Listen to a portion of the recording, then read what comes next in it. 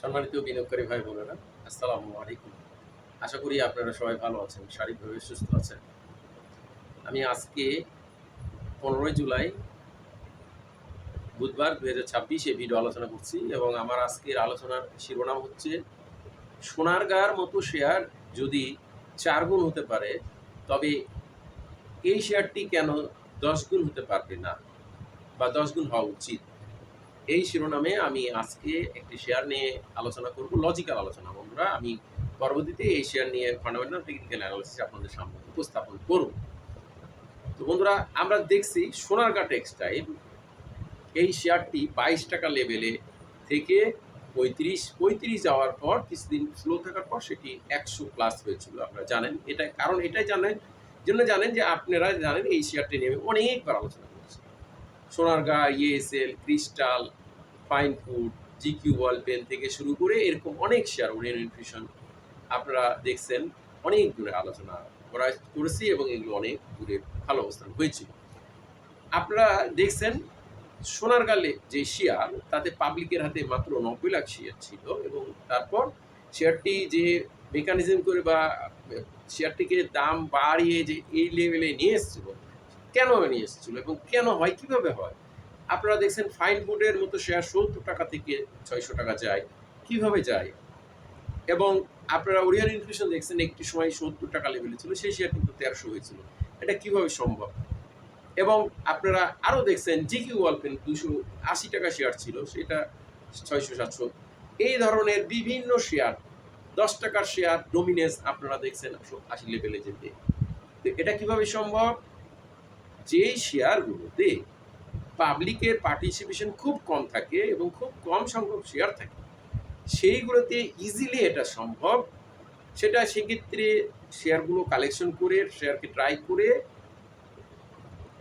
কন্ট্রোলে নিয়ে শেয়ারগুলোকে ইচ্ছামতো প্রাইস করানো যায়। এটা শেয়ার বাজারে সবই সম্ভব। এটা শেয়ার বাজারের একটা ধর্ম, পৃথিবীর সব দেশেই এটা সম্ভব। যে কোনো স্টক মার্কেটে সবচেয়ে বেশি সম্ভব যদি পাবলিক এর থেকে কম থাকে। তো আমি আজকে আপনাদের সামনে এইরকমই একটি শেয়ার আলোচনা করব, যেটা আমি মনে করি ওইগুলো যদি একেবারে দুর্বল মৌলভিত্তি হয়ে কোনো পিএসআই না থেকে, কোনো প্রোডাকশনের বিষয় না থেকে, তার কোনো ফিউচার না থেকে যদি এইগুলো হতে পারে, Sonargaon, Crystal insurance, BNICL, GQ wall pen, আমরা দেখছি এইরকম অনেক শেয়ার, ওরিয়েন্ট ইনফিউশন দ্বিগুণ, 10 গুণ, 12 গুণ, 15 গুণ হতে পারে।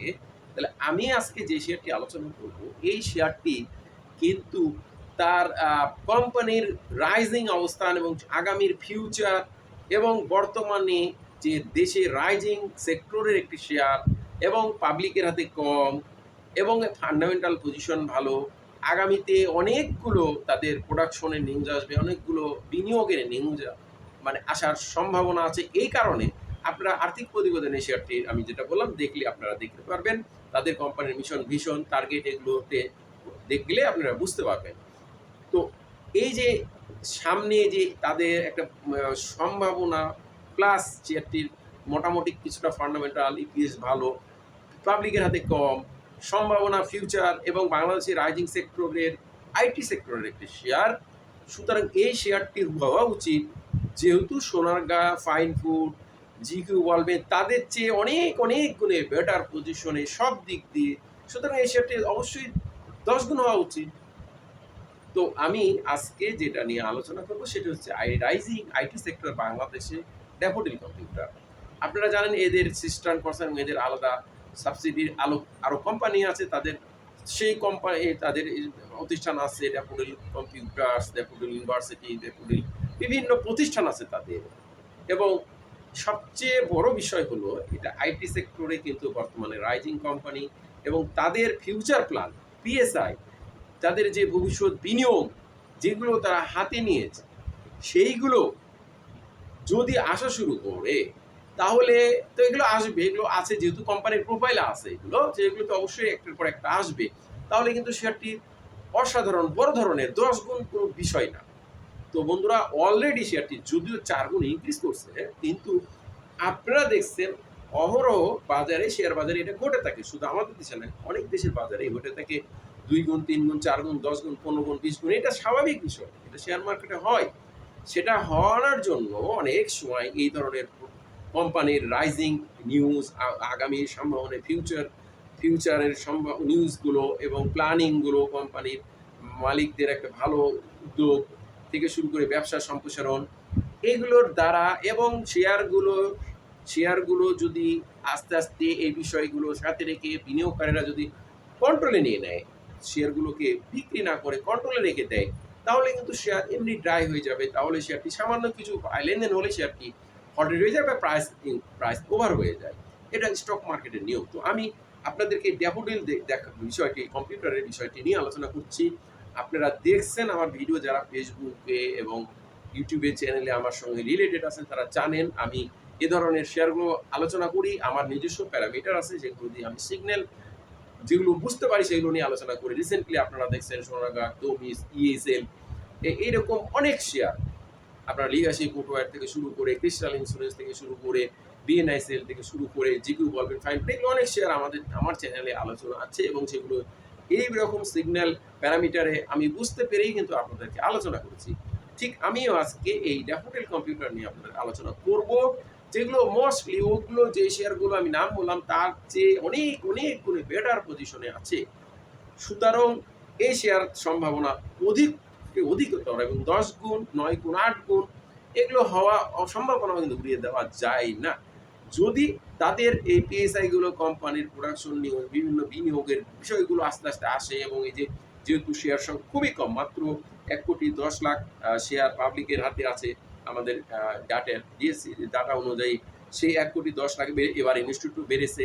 ইনস্টিটিউটরাও অলরেডি ফিল করছে যে এই শেয়ারের ফিউচার ভালো সম্ভাবনা আছে, যেহেতু তারা আর্থিক প্রতিবেদন দেখে আপনারা সাধারণ বিনিয়োগকারীরা দেখেন না, কোম্পানির মিশন ভিশন বলে ঢুকেন না, আর্থিক প্রতিবেদন দেখেন না, এগুলো দেখলে আপনারা বুঝতে পারবেন। এগুলো আমি দেখছি, আমি বলছি খুবই কম সংখ্যক শেয়ার, 1,10,00,000।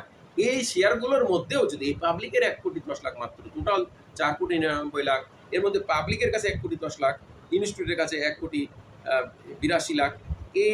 এই শেয়ারগুলোর মধ্যে যদি ইনস্টিটিউট তো সবসময় সেল বায়ের অত আসে না, বেশি হলে 20 লাখ বা 30 লাখ বাই সেল আসে এবং বাকি 1,10,00,000 পাবলিক। এই 1,10,00,000-এর মধ্যে যদি অনেক সময় অনেক ইনস্টিটিউট আছে তাদের ইনস্টিটিউট কোটা ছাড়া বাই করে বা কিনে নেয়, সেগুলো ইনস্টিটিউটের কোটায় আসে না, পাবলিকের কোটায় আসে না।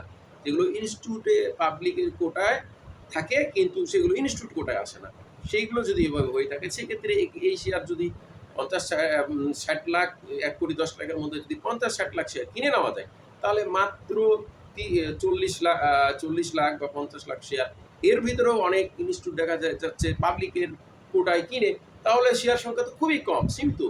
সেই শেয়ার সংখ্যা 50 লাখ শেয়ার যদি থাকে কোনো কোম্পানির শেয়ার অ্যাবিলিটি, তাহলে কিন্তু সেই শেয়ারকে 10 গুণ করা অসম্ভব কিছু না। আর যদি শেয়ারের সংখ্যা মাত্র 20 লাখের মধ্যে চলে নিয়ে আসতে পারে, সেটা যারা মেকানিজম করে, গ্যামলিং করে, বা যারা পলিসি যেগুলো বাজারে স্মার্ট মানি পার্টিসিপেশনে হয়, সেগুলো দ্বারাও কিন্তু এই শেয়ার সম্ভব।